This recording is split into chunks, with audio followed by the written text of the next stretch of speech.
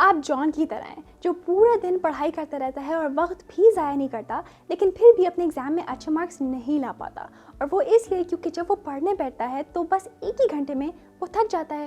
اب جان کے پاس دو آپشنز ہیں۔ پہلا آپشن کہ وہ بیٹھ کے اپنے فون پر اسکرول کرے اور نہ پڑھنے کے لیے ہر وجہ ڈھونڈے، یا پھر دوسرا آپشن کہ وہ ایسے طریقے سیکھ لے جس سے اس کا پڑھنے کا وقت آدھا ہو جائے لیکن وہ 4 گنا نتائج حاصل کر سکے۔ آپ کو کیا لگتا ہے جان کون سا آپشن چوز کرے گا؟ ظاہر سی بات ہے پہلا آپشن، کیونکہ دوسرے آپشن میں تو بہت محنت کرنی پڑے گی نا۔ لیکن کیا ہوگا اگر وہ دوسرے آپشن کو چنے؟ پہلی چیز جو وہ سیکھے گا وہ یہ ہے کہ جو وہ ہائی لائٹنگ کرتا ہے اپنی کتابوں پر، اپنے نوٹس پر، وہ بالکل بھی اسے کوئی فائدہ نہیں دے رہے، سوائے اس کے کہ وہ ایک غلط فہمی میں ڈال رہے ہیں اس کو کہ وہ کچھ کر رہا ہے یا کچھ یاد ہو رہا ہے اس کو۔ اور وہ اس لیے کیونکہ جب ہمارا مقصد معلومات کو یاد رکھنا ہوتا ہے تو ہائی لائٹنگ بالکل بھی کام نہیں کرتا، کیونکہ یہ ایک بہت پیسو طریقہ ہے پڑھنے کا اور معلومات یاد رکھنے کا۔ اس کے بجائے جو ایک طریقہ میں نے دیکھا ہے کہ جو آسانی سے ہمیں معلومات یاد کرنے کی اجازت دیتا ہے، وہ ہے کہ ہم معلومات کی چھوٹی سی سمریز کریٹ کریں۔ تو میں کیا کرتی ہوں کہ میں ایک جب چیپٹر یا سیکشن پڑھ لیتی ہوں تو پھر میں اس کے مائنڈ میپ یعنی اس کے جو نوٹس میں نے بنائے ہوتے ہیں اس کو جا کے میں ریوائز کرتی ہوں۔ اب آپ نوٹس نارمل طریقے سے بھی لے سکتے ہیں، یا پھر اگر آپ کو زیادہ یادگار کرنی ہے وہ معلومات اپنے لیے تو وہ آپ مائنڈ میپس کی صورت میں بھی لے سکتے ہیں۔ تو میں وہ مائنڈ میپ ریوائز کرتی ہوں اور پھر مائنڈ میپ کو ہٹا کر ایک ورڈ ڈاکیومنٹ کھولتی ہوں اور اس ڈاکیومنٹ میں ان اہم نوٹس کی ایک یادداشت سے سمری لکھتی ہوں۔ اب کیونکہ میں جو سمری لکھتی ہوں اس سے بالکل پہلے میں نے اپنے نوٹس بھی ریوائز کیے ہوئے ہوتے ہیں اور اس سے بالکل پہلے میں نے اپنی معلومات ریڈ بھی کی ہوئی ہوتی ہے، تو وہ معلومات میرے دماغ میں ابھی بھی کافی فریش ہوتی ہے، جس کی وجہ سے میں ایک بہترین سمری لکھ پاتی ہوں۔ اور کیونکہ وہ میں یادداشت سے ایک ایکٹیو ریکال کر رہی ہوتی ہوں اس وقت، تو وہ پھر معلومات لکھنے کی وجہ سے میری یادداشت میں زیادہ لمبے عرصے تک رہتی ہے۔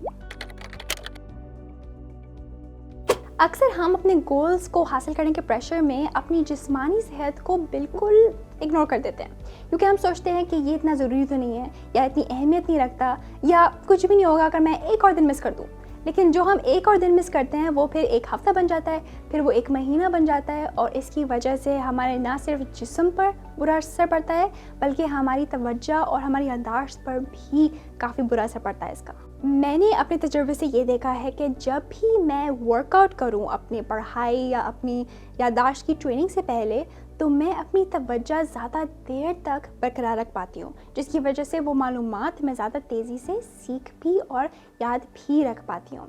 اس کے علاوہ جب میں یادداشت کی ٹریننگ کرتی ہوں بالکل ایک ورک آؤٹ کے بعد، تو میں نے دیکھا ہے کہ میں ہر دفعہ ایک پرسنل بیسٹ ہٹ کرتی ہوں۔ یعنی اگر میرا ہائی اسکور تھا کہ میں 5 منٹ میں 500 نمبر یاد کر سکتی تھی، تو جب میں ورک آؤٹ کے بعد اپنا ٹریننگ سیشن رکھتی ہوں تو پھر میں 550 نمبر یاد کر لیتی ہوں۔ اس کے علاوہ سائنس نے یہ بات دیکھی ہے کہ ایکسرسائز کرنے سے ہمارے دماغ میں خون کا بہاؤ بڑھتا ہے، ہمارے دماغ میں زیادہ نیورونز بنتے ہیں، اور اس سے ہمارا اسٹریس لیول بھی کم ہو جاتا ہے، اور اس کے علاوہ بہت سے اور فائدے ہیں۔ آگے بڑھنے سے پہلے اگر آپ اس چینل پر نئے ہیں تو میں بتاتی چلوں کہ میں ہوں Aima Alam, world memory champion, world speed reading champion, world mind mapping champion junior category میں، اور اس کے علاوہ میں نے 2 گینیس ورلڈ ریکارڈز بھی حاصل کیے ہیں۔ اور یہاں یوٹیوب پر میں مؤثر اور مفید ٹپس شیئر کرتی ہوں آپ کے ساتھ ہر ہفتے، یادداشت، اسپیڈ ریڈنگ،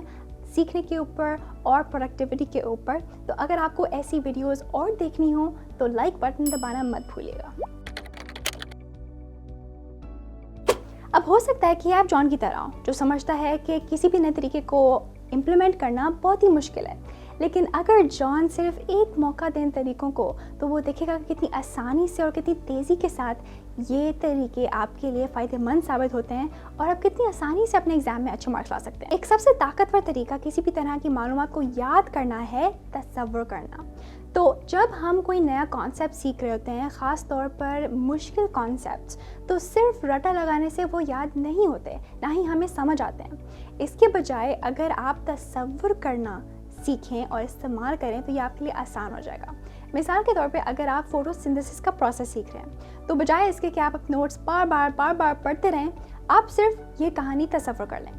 تصور کریں کہ ایک شیف ہے ایک بڑے سے کچن میں، اس شیف کا نام ہے کلوروپلاسٹ۔ अब क्लोरोप्लास्ट एक ख़ास डिश बना रहा है और इस डिश में इंग्रेडिएंट्स के तौर पर वो डालता है कुछ सूरज की रोशनी, कुछ कार्बन डाइऑक्साइड और थोड़ा सा पानी।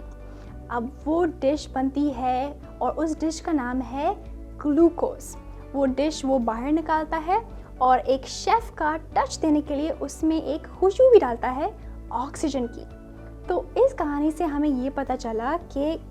क्लोरोप्लास्ट यानी जो प्लांट्स होते हैं वो अपना खाना खुद बनाते हैं सूरज की रोशनी से और फिर वो हमें हवा भी देते हैं ऑक्सीजन की शक्ल में। मुझे पता है कि हमारे लिए कहानी बनाना थोड़ा मुश्किल होता है, ख़ास तौर पर जब हमें आदत नहीं होती ऐसे मालूमात याद करने की, लेकिन ट्रस्ट मी, अगर आप अपने कॉन्सेप्ट्स के लिए तस्वीर लेकर उनको तसव्वुर करें तो वो आपके लिए बहुत आसान होगा याद रखना। और वो इसलिए क्योंकि ऐसा करने से हमारे दिमाग के मुख्तलिफ हिस्से हरकत में आ जाते हैं, जैसे कि हमारी विजुअल मेमोरी और हमारे स्पेशल मेमोरी, जिसकी वजह से वो मालूमात हमारे लिए मज़ीद मजबूत हो जाती है और यादगार हो जाती है। अब अगर आप इन टिप्स को फॉलो करेंगे तो फिर भी आपको ये तो सीखना पड़ेगा कि हमें नोट्स कैसे लेने हैं कि वो मालूमात हमारे दिमाग में कायम रह सके और हम उस मालूमात को कभी ना भूलें। तो इस तरीके को जानने के लिए आप ये वीडियो देख सकते हैं। और अगले हफ्ते तक be happy and B joyful.